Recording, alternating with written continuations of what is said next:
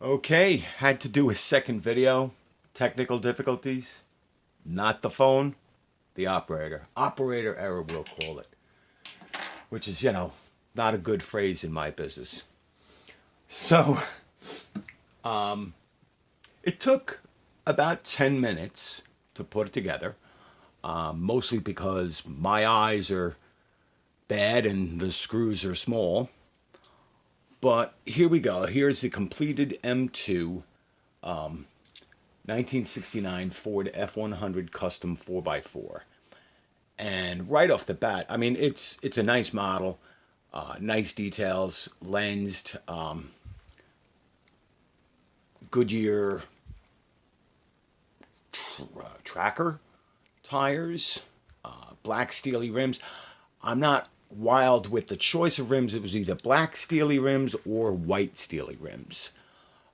There should have been like a chrome off-road wheel included as an option.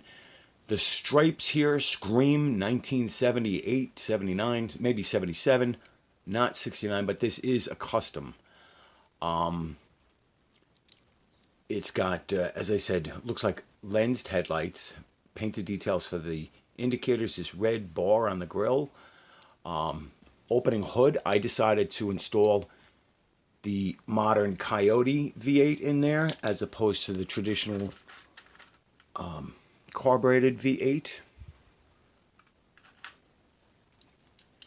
It's got opening doors, and I'm going to have to take it apart again and re-screw this door because it's a little loose.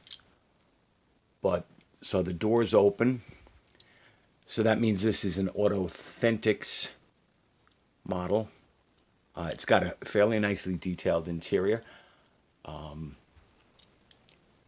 And some nice detailed decal or paintwork on the back, and a license plate that says 1969. Metal base. 3 screws to hold the chassis on, 1 in front, 1 in back, 1 in the middle. The body then separates into 2 pieces. It's a little fiddly, but it's nice. And metal bed. So I thought that this was a tonneau cover, but it's way too small, so I don't know what this is. But obviously heavily licensed by Ford and branded by Ford, which is fine with me. I mean, the black steel wheels look okay, but if you're going to have a custom paint job like this, you'll have nicer rims than just black steelies. I don't do customization. I don't do wheel swaps, and now I know why. It's a pain, even with just screwing things together, it's a bit of a pain. Now, a normal M2 runs between $6 and $8. This was $10, I believe, in Walmart. I picked it up off the shelf. It was, my Walmart was picked clean, and this is one of the few. They had this or the Econoline van, and since I'm more of a truck person than a van person, I picked this up. Comes with 2 sets of rims and tires, 2 engines, 2 sets of axles. Comes with the lift where you can then screw it to the lift, maybe even if you have a second model. Put one on top, one on bottom.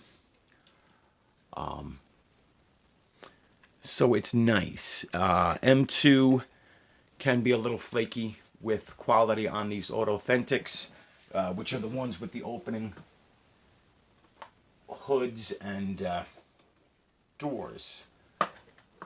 And I have an example of that here. This Mercury Cougar. And also a Plymouth, Dodge Charger. So sometimes the hoods could not want to close all the way, or the doors can hang. So it's just something to be aware of. Like I said, I have to take this apart and tighten down on that screw. That's my error rather than theirs. Before I took anything apart, everything was nice and tight. The hood was actually too tight. Now it opens nicely. But let's compare this to some other F-Series trucks in diecast, which is one of those things I like to do. So this is the Hot Wheels Sam Walton. Now this is a 79 F100 pickup truck.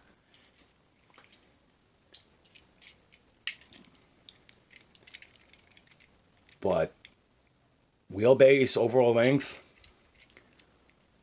width, not too bad. They're very close. I also have two Greenlights.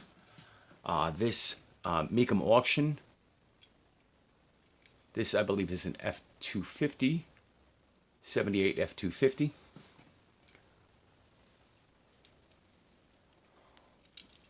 But in reality, for those outside the United States, the difference between an F150 and F250 back in this era was more about drivetrain, axles, what you didn't see, as opposed to in the modern era, the last 20 years, where they actually have completely different bodies. An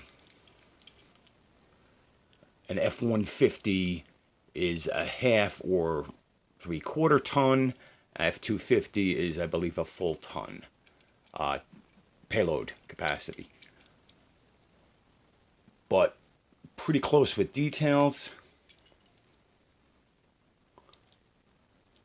Now, because of the silver paint job, I don't see any Ford letters on the front of this, but this is a quote-unquote custom.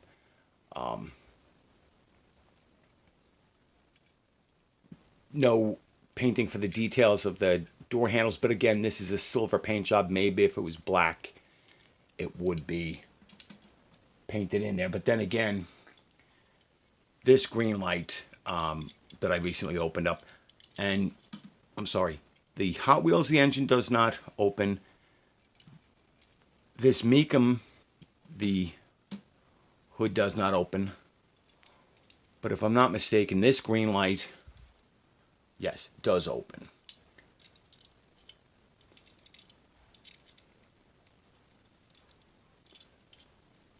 So overall, if you have eyes better than mine, this could be fun. And again, I'll take it apart and I'll tighten everything up. So these model kits, they come with instructions. Very simplified instructions. Let's see. You know, it assumes that you've already taken it apart. Tells you to choose your engine, reinstall the hood. Let's see. Reinstall the dashboard, doors, interior, chassis, and voila, you're back together.